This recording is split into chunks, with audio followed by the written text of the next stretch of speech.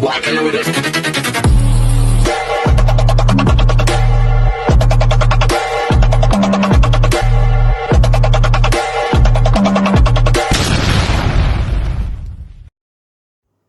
Hi everyone! Good evening! I'm back! This is your Mama Sam dito sa Sam Sam TV. Kamusta naman kayo mga amigo, amiga, kumare at kumpare? Sana lahat kayo ay okay at safe ngayong araw na ito. Siyempre ko ako naman ang tatanungin nyo. Nakikita naman ninyo ang beauty ng Mama Sam ninyo. Fresh overload pa rin, di ba? So yun, so sana lahat kayo ay okay na okay at nakakain na ng inyong breakfast or ng hapunan ngayong araw na ito. So, kung ako tatanungin ninyo, ayan, kumain na akong mag-isa. Kasi mag-isa lang ako ngayon dito. Sino kasi pumunta doon sa probinsya, umuwi sa kanila kasi birthday ng mama niya. Hindi naman ako pwedeng sumama kasi may klase pa ako. So, marami pa kaming ginagawa sa school. Kaya, hindi ako makapunta. So, bago siya umalis, kahapon, nilutuan niya na ako ng adobo. So, yun yung ulam ko today. Adobong manok. Yesterday, yun din. Pero kasi di ba ang adobo, the more na tumatagal, lalo siyang sumasarap. Kaya okay lang yon. Kung bukas hindi naman siya makakauwi agad-agad, may adobo pa naman ako. Pero for sure bukas babalik na yun sino kasi hindi talaga siya nagtatagal doon kasi alam niyang wala akong kasama. O, di ba? So, yun. So, hindi kasi ako nakakatulog talaga ng maayos pag mag-isa lang ako. Tapos, hindi talaga ako sanay guys. So, alam yun ni Nu na kapag mag-isa lang ako, hindi talaga ako nakakatulog ng maayos. So, kaya bukas, babalik na yon.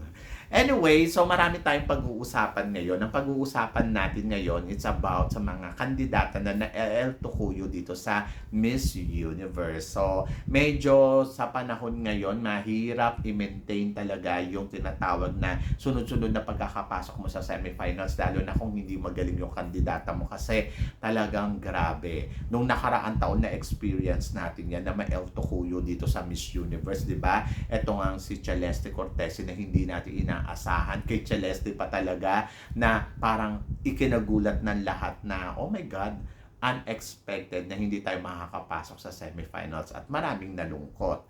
But swerte natin kasi this year nakabalik naman uli tayo. So medyo kailangan lang natin mag-ingat sa susunod na taon kasi syempre alam mo yun, mahirap eh. Baka mamaya talagang ganun uli yung mangyari katulad kay Celeste Cortez. Kaya sana ang Miss Universe Philippines makakuha sila ng kandidata na talagang the best. Yung alam mo yun, yung the best na alam mong may ibubuga talaga sa laban ng Miss Universe. Yun talaga yung importante ngayon. Na ano bang ipapakita neto, papalo ba to ng bonggang-bongga, di ba? Kasi yung mga ibang country na pumapasok noon sa semifinals na sunod-sunod katulad ng halimbawa ni France nung nakaraang panahon ng IMG, 'di ba sunod-sunod ang pagkakapasok din nila sa semifinals? I think mula pa yata nung panahon ni Pia Wurtzbach hanggang sa bago dumating itong Kun-an era. So talagang nagulat din tayo kasi noong nakaraan taon, Diyos ko na thank you girl sila ng bonggang-bongga sa kabila na sobrang ganda ng kandidata nila. So medyo nakakagulat. But akala natin this year makakabawi na ang France pero no, naligwak uli siya ng bonggang-bongga. So, ito yung 2 taon na magkasunod talaga naligwak ang France dito sa Miss Universe. And then, ang Indonesia, alam naman natin ng Indonesia na sunod-sunod ng pagkakapasok na ito sa semifinals ever since, di ba? Pero nagulat tayo kasi sa kabilang banda, biglang bumulaga ang Indonesia since yung after ng kay Rabia Mateo 2021 kung hindi ako nagkakamali 2022, 2023 pangatlong taon na nila yata na El Tukuyo dito sa competition ng Miss Universe at ang nakakalungkot kasi akala natin itong taon na to yung kanilang pambato ay sobrang galing pero hindi nakapasok sa semifinals, di ba? Kung iisipin mo, ito na yung chance sana nila uling makabalik pero wala, hindi niya na tawid talaga ng bonggang-bongga ang competition ng Miss Universe dahil sa sobrang liit niya rin siguro. Charot. Hindi. Iba yung hinahanap ngayon gusto nila magaganda ang mga pumapasok sa semifinals saka yung caliber talaga ng kandidata malakas. So yun, napaka-importante nun. So malakas din naman si Indonesia kaya lang wale. Pero kung papansinin mo yung Indonesia this year at saka nung nakaraang taon na si Laxmi, mas gusto ko si Laxmi nung nakaraang taon. Favorite ko siya kasi sobrang confident niya sa sarili niya na akala niya maipapalo niya ng bonggang-bongga yung bansa nila sa Miss Universe eh. Kasi yun yung sabi niya talagang confident siya sa sarili niya na no, kaya ko to. Pero wala hindi sila bumanat ng bonggang-bongga eh. Kaya nawala na talaga yung pag-asa ng Indonesia na masungkit talaga yung corona ng Miss Universe. Kasi nung last time, meron na sila si Federica, di ba? Si Federica, isa to sa mga parang gustong-gusto ko talagang kandidata noong 2019 na parang feeling ko kung sa kanya ibibigay ang corona, okay na ako. Actually, si Federica, yung time niya, mas gusto ko siyang manalo more than kay Pawin Sudadurin. Mas gusto ko siyang makarating sa top 5. Tapos gusto ko siya, kung hindi man itong manalo si South Africa noon, parang feeling ko, parang okay ako kay Federica talaga. Pero wala, hindi talaga siya pumalo hanggang sa dulo eh. So medyo nakakalungkot. Tapos after no, nahirapan na talaga ang Indonesia makapili ng isa pang Federica para sa kanilang ilalaban sa Miss Universe. So ngayon, medyo hindi pa natin alam kung kailan pa sila makakapalo at hindi rin natin sure kung sa susunod na taon ba ay makakabalik na ang Indonesia sa laban nila talaga sa semifinals. Kumbaga, yung katulad na nangyayari noon na sunod-sunod din yung mga palo nila, di ba? Si Vietnam, isa pa din to. Si Vietnam noong 2018, talagang nabigyan sila ng chance na makatungtong sa top 5 sa Miss Universe. And then, after noong 2018, ayun na, nakapasok pa naman sila 2019, 2020, yes, nakapasok pa yata sila kung hindi ako nagkakamali. 2021, 2022, 2023, ayun, medyo nahirapan na sila. Hindi na sila nakalusot sa semifinal. So, yon. And then, lalo na ngayon taon na to, talagang, ay nako, parang wala lang, nabaliwala talaga ang lakas ng Indonesia. But umaasa ako na sana sa susunod ay makabalik sila ng bonggang-bongga. Lalo na maganda naman ang pageant nila, itong national pageant ng Indonesia this year. Talagang masasabi ko, ay ang bongga, panalo, gusto ko. 'Di ba? Sobrang winner. But sana matrabaho nila to ng maigi. Dapat alam nila kung ano yung hinahanap na Miss Universe. Napakasarap kasing tignan kapag pumapasok sa semifinal si Indonesia, si Vietnam, si Philippines, at saka si Thailand. Si Thailand, grabe din.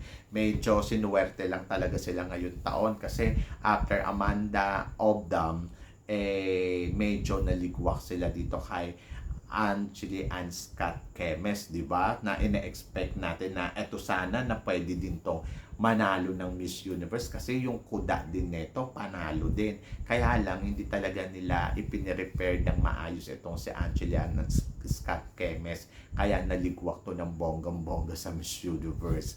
And then ang nakakaloka pa kung iisipin mo, si Ann Scott Kemes sobrang ganda. Tapos, mas pumalo pa si Miss Nepal at nakatungtong pa ng semifinals. Kaya nga ang tanong dyan, kung tingin ko, kung ito bang taon na to ay si Ann Scott Kemes ang lumaban, makakapasok kaya siya sa semifinals? I think yes, di ba? So yun, doon sa part na yun, medyo naloka ako kasi parang hindi nyo pinapasok si Ann Scott Kemes na sobrang ganda. Tapos biglang pinapasok nyo si Nepal na medyo nag-attitude dito sa competition ng Miss Universe, di ba? So medyo parang doon sa part na yun, nakakaloka. And then, kay Ann, di ba, na El Tocuyo din sila. But, swerte nila kasi itong si Antonia Porcel ay talaga namang humataw ng todo-todo at nag-first runner-up pa ang Thailand, di ba? So, tingnan natin sa susunod na taon kung makakabalik nga ba sila sa semifinals at kung kaya bang gawin ng kandidata nila yung nagawa ni Antonia Porcel, kung sino man yung mapipili nila, na kung medyo malaking pressure ito. But, wish all the best para sa kandidata ng Thailand. So, katulad din ng Thailand, katulad din ng Philippines, ay medyo ganun din, nakakakaba kung iisipin mo at talagang aabangan mo kung sino ba yung susunod natin ipapadala, kung ito ba ay strong, kung ito ba ay kayang pantayan kung ano yung nagawa ni Michelle D sa competition. So lahat yan, aantabayanan mo yan. But syempre, ang importante dito ay syempre yung tiwala natin na ang kandidata natin ay papalo ng todo-todo at kaya niyang i-maintain kung ano ang narating ng mga queens natin dito sa Miss Universe. Katulad na lang kung ano yung naipakitang performance ni Michelle D. Dapat ganun din yung caliber dapat ng kandidata na mapipili nila sa susunod. So medyo nakakatakot kung iisipin mo kasi baka mamaya pumalpak ang Miss Universe Philippines na sana wag naman. Diba? So basta good luck na lang natin and then wish all the best sa mga kandidata na lalaban ngayon dito sa Miss Universe Philippines and then sana ma-maintain natin yung pagpasok natin sa semifinals. So, yon. So, good luck. And then, hindi lang si France, hindi lang si Thailand, hindi lang si Vietnam, si Indonesia. Andito din syempre si Brazil. Si Brazil kasi talagang ganun din eh. Parang sunod-sunod na taon na rin hindi sila nakakapasok sa semifinals. And then, I hope sana next year makapili sila ng the best. Sayang nga lang kasi yung pambato sana nila this year ay medyo okay kaso hindi pa rin hindi pa rin umobra at ganun din si Mexico. Diyos ko, si Mexico din natenga na siya ng bonggang-bongga kasi 3 taon din sunod-sunod after manalo ni Andrea Mesa na El Tocuyo sila sa the following year and then sunod-sunod na yung El Tocuyo nila. So umaasa nga na etong taon na to parang akala natin mananalo to si Melissa Flores kasi marami natatakot sa sobrang ganda niya, but ayun naman pala ay hindi naman pala ganun ka-strong at hindi din naman pala nakapasok sa semifinals. So sabi ko na yung galawan nito may something wrong eh. So yan. But swerte pa rin natin guys, di ba? Kung iisipin mo, at least naitawid talaga natin ang semifinals at nakatugtog pa tayo ng top 10. So yon. Kayo guys, ano guys ang masasabi ninyo dito sa mga pinag-uusapan natin na El Tocuyo nga dito sa Miss Universe? Tingin ninyo guys sa susunod na taon, makakapasok na kaya sila sa semifinals? So please comment below para at least malaman ko naman kung ano naman ang chika mo dito sa mga pinag-uusapan natin. So yon, guys, maraming salamat syempre sa inyong lahat sa walang sawang suporta na binibigay ninyo dito sa channel ko. At sa mga hindi pa po nakaka-subscribe dyan, iniimbitahan ko po kayo na please don't forget to click like and subscribe my channel at i-click nyo na rin po ang notification bell para lagi kayong updated syempre sa aking mga chika. So yon, guys, hanggang dito na lang, hanggang sa muli nating chikahan. See you tomorrow. Thank you guys.